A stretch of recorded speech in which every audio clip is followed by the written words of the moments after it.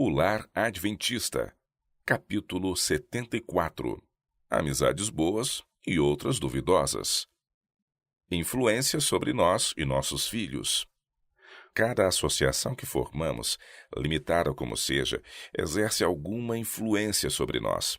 Até que ponto nos renderemos a essas influências será determinado pelo grau de intimidade, de constância do intercâmbio, bem como nosso amor e veneração pela pessoa com quem nos associamos.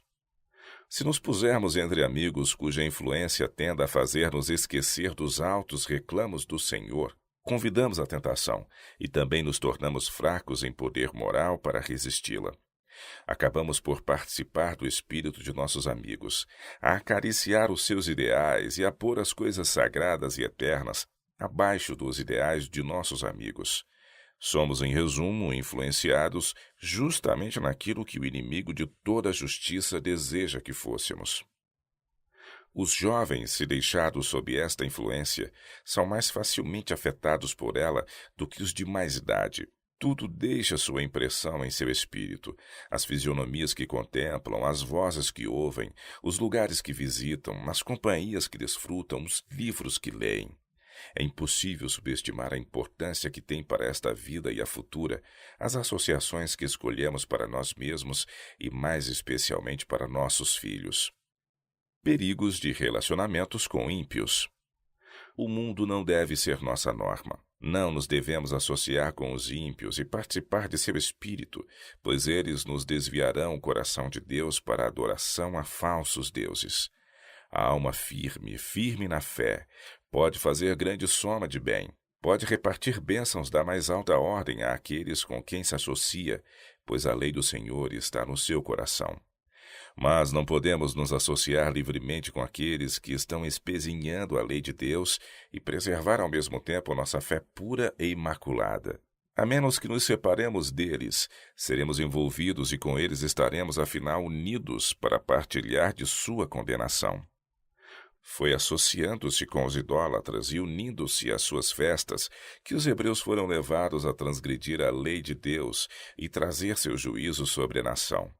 Assim, agora é levando os seguidores de Cristo a associar-se com os ímpios e unir-se às suas diversões que Satanás é mais bem-sucedido ao induzi-los ao pecado. Saí do meio deles e apartai-vos, diz o Senhor, e não toqueis nada imundo. Deus requer hoje de seu povo uma distinção tão grande do mundo, nos costumes, hábitos e princípios, como exigia de Israel antigamente.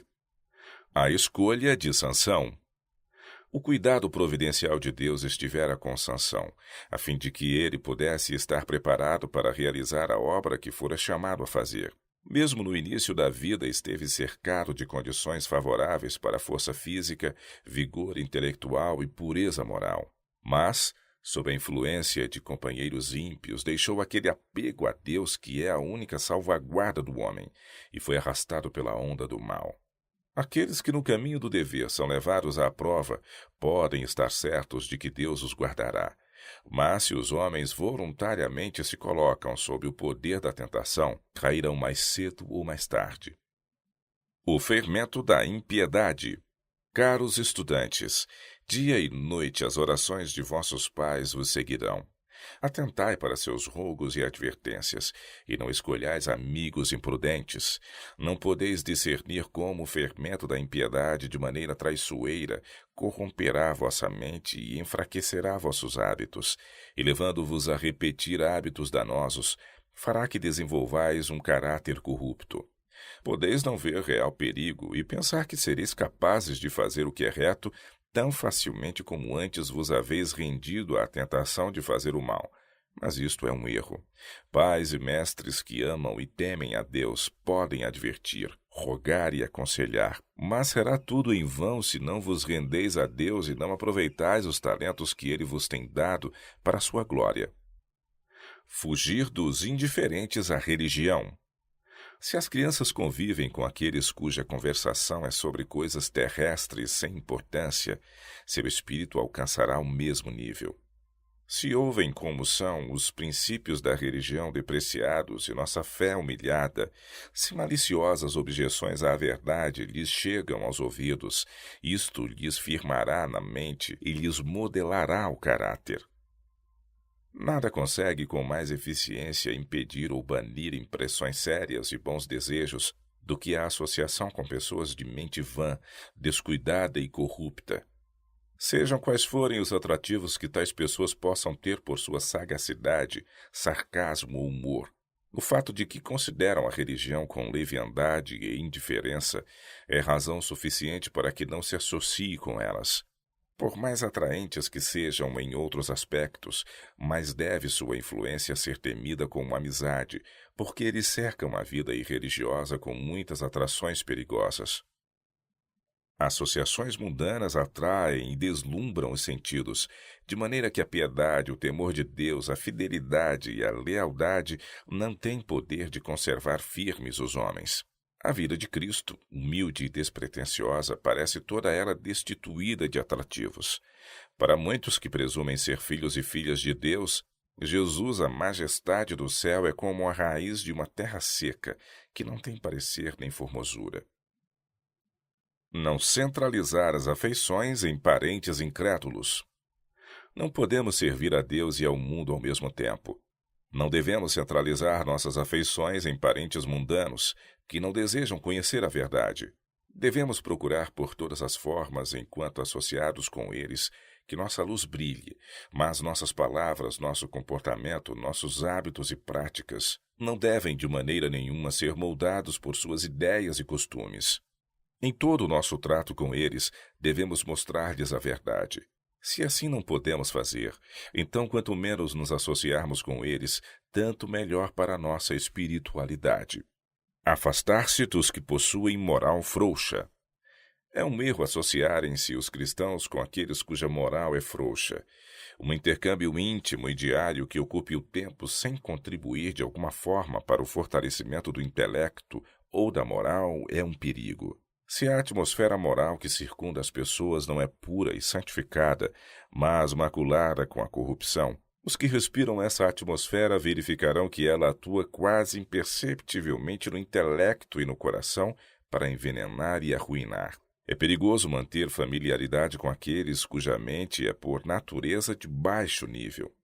Gradual e imperceptivelmente, os que por natureza são conscienciosos e amam a pureza, chegarão ao mesmo nível, participarão da imbecilidade e esterilidade moral com que são constantemente postos em contato e passarão a apreciá-las.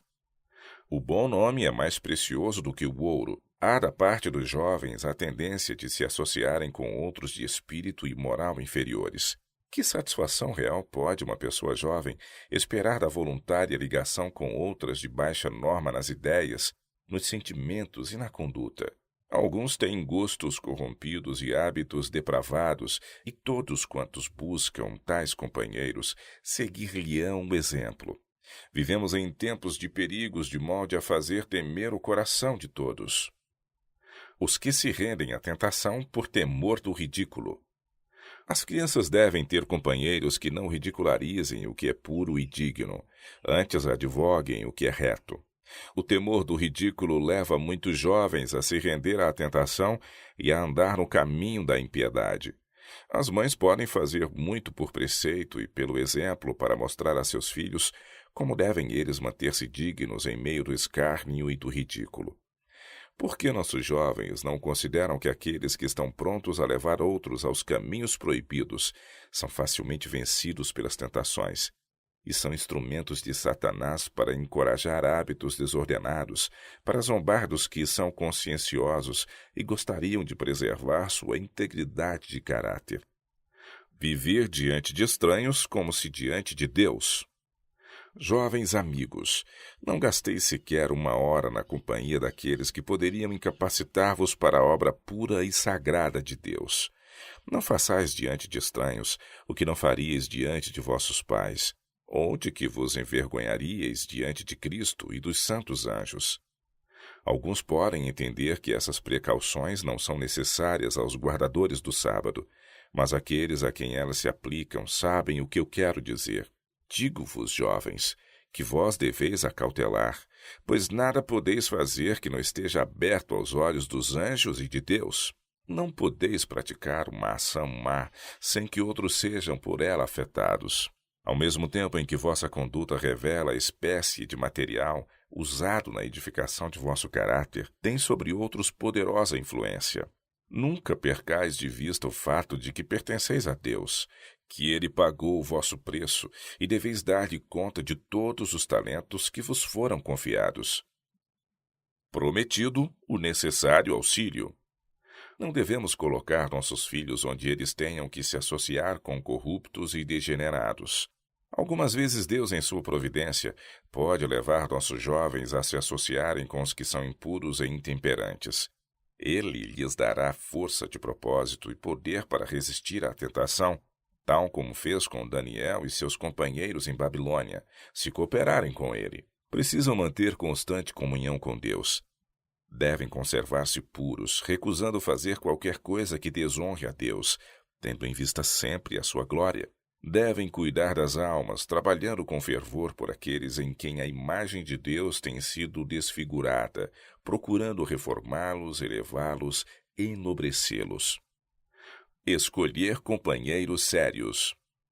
Os jovens que estão em harmonia com Cristo escolherão companheiros que os auxiliem a proceder bem, esquivando-se à sociedade que não contribui para o desenvolvimento dos retos princípios e desígnios nobres.